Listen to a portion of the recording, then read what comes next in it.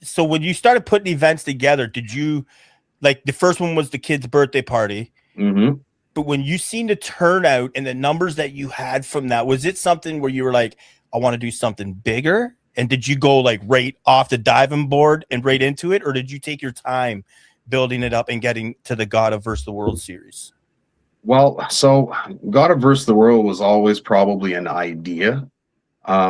in my head from the beginning, but it was meant to be a serious entertainment game as opposed to like my regular running of games. So I ran the first event, which, like I said, was just a bunch of small mini games. Like I was basically running the field, right? Okay.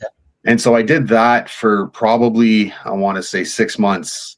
I would run games here and there, and then I hosted my first event, big event at Red Devils, and that was my biggest event at that time, just shy of 200 people, I think.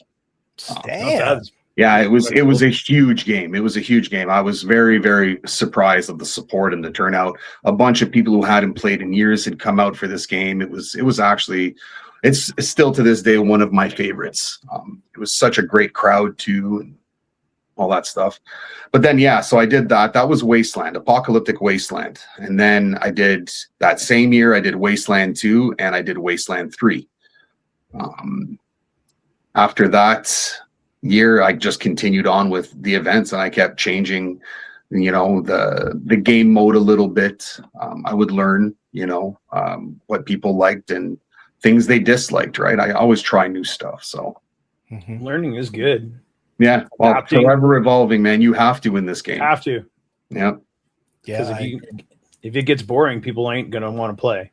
No, exactly. Like that's the thing. So, we'll dive into a little secret here, okay? So, for example, last year at GOTA versus the World 3, we had one of the guys on the green team who was flying a drone around, and his drone was dropping bombs. Little bombs, little chalk bombs. And it was great. I remember being in one of the vehicles and it landed on the vehicle. And I was like, shit, that came from the sky. It was awesome. But a big problem with this was that this was a new thing to the game. And he was dropping them all around players and that kind of stuff. And if they didn't go off, these guys weren't calling it because they felt like it was a dud, right? Which valid in real life. I can see that. I'm not going to argue it, right? Like at the end of the day, we did have to do a bit of point deducting and that kind of stuff, but it was a little hiccup that I think that this year we've actually we're going to try something new this year. So I'll say this, anybody coming to GOTA vs. the World 4 and you have a drone that's capable of dropping shit, bring it.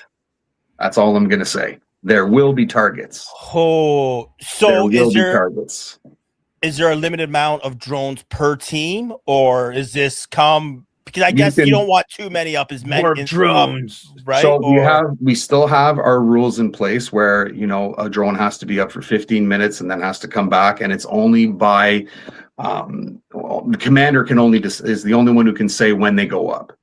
And then when these missions come live, I will disclose how many are allowed in the air for this duration kind of thing. It'll be part of a mission.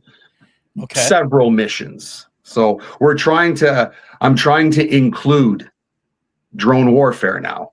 Not just, the drone's up and they see where we are now. Now it's like, oh shit, drone's up, watch out, a bomb's coming or something, Yeah, it's not just recon now, it's drone warfare. Exactly. Drones to take out technicals. I'm pretty sure they did that last year at the compound where they were taking out technicals with drones. Awesome. Right. So this year, we've got, 2 armored personnel vehicles coming in. So we're hoping that your aim with those drone bombs is good. So with these drone bombs, and let's say their aim is kind of like mine and it's not that great, but hey, if they drop a bomb, one of these chalk bombs, and it lands within the vicinity of like say 10 feet of a player, is that player dead, or do they actually have to be hit by it? Well, the thing is they're not, I don't want to reveal too much, but I'm hoping that those who show up with their own homemade bombs make them soft enough so that if they do hit people, they don't, obviously hurt anybody. That's good. But yes, they do need to explode.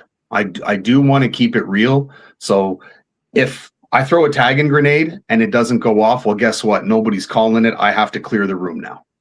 Right? So if the bomb drops and it doesn't detonate, it's a dud, So let's hope that those hiccups are fixed. We'll see this year. But there was definitely stuff that those bombs can hit and affect. Okay, that's so all I'm gonna say.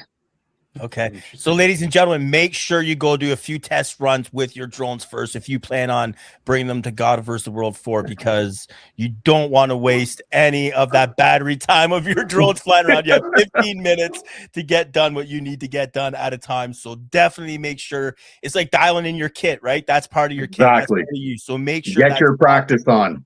Get your practice on.